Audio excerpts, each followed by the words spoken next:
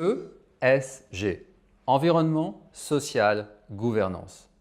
Derrière cet acronyme se lit la volonté croissante des investisseurs non cotés d'inclure les critères extra-financiers dans leur stratégie d'investissement. Swen Capital Partners a donc lancé il y a 5 ans une double initiative. D'une part, l'organisation des ESG Best Practice Honors, une cérémonie de remise de prix destinée à distinguer les meilleures pratiques du secteur. Et de l'autre, la réalisation d'une étude sur leur portefeuille de private equity et d'infrastructure afin d'évaluer de manière concrète l'intégration des critères ESG par les sociétés de gestion. C'est pourquoi le magazine des affaires a décidé d'interviewer son directeur général Jérôme Delmas et sa directrice du développement et de l'ESG, Isabelle Combarel. Jérôme Delmas, bonjour. Bonjour Xavier. Alors depuis 2012, Swen Capital Partners analyse et mesure la manière dont les critères extra-financiers sont intégrés par les sociétés de capital investissement dans toute l'Europe. Qu'avez-vous appris cette année ?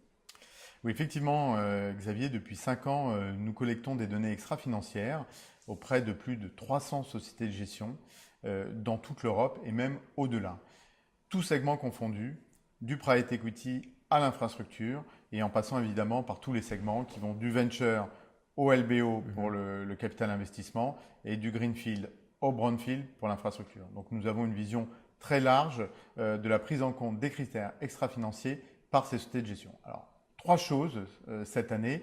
La première chose, c'est que près de 3/4 des sociétés de gestion ont formalisé une politique ESG. Donc, ce qui est une évolution significative par rapport aux premières analyses réalisées les années précédentes.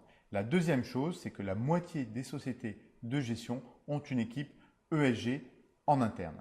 Enfin, la troisième chose, je dirais peut-être la plus importante, est la prise en compte des critères environnementaux des sociétés de gestion au niveau de leur portefeuille par la mesure de l'empreinte carbone de leur participation. Je crois que cette tendance s'inscrit dans la suite et la continuité de la COP 21 qui s'est tenue à Paris il y a quelques années et également la loi sur la transition énergétique en France, le fameux article 173. Alors, que signifient les fameux objectifs de développement durable récemment adoptés par les Nations Unies pour le monde du capital investissement ? Alors effectivement, les objectifs de développement durable, ils sont 17 aujourd'hui, 17 objectifs de développement durable, je dirais, s'inscrivent dans cette tendance de prise en compte des critères extra-financiers. Sauf que là, on va plus loin. Ça va de la lutte contre la pauvreté jusqu'à effectivement à la prise en compte des critères environnementaux. Aujourd'hui, nous en sommes encore au balbutiement, c'est-à-dire que c'est assez peu pris en compte par les sociétés de gestion. Néanmoins, ce que l'on constate, c'est une progression qui devrait s'accélérer dans les années à venir. Chez Swen Capital Partners, nous avons pris en compte ces 17 ODD dans l'ensemble de nos gestions et de nos reportings.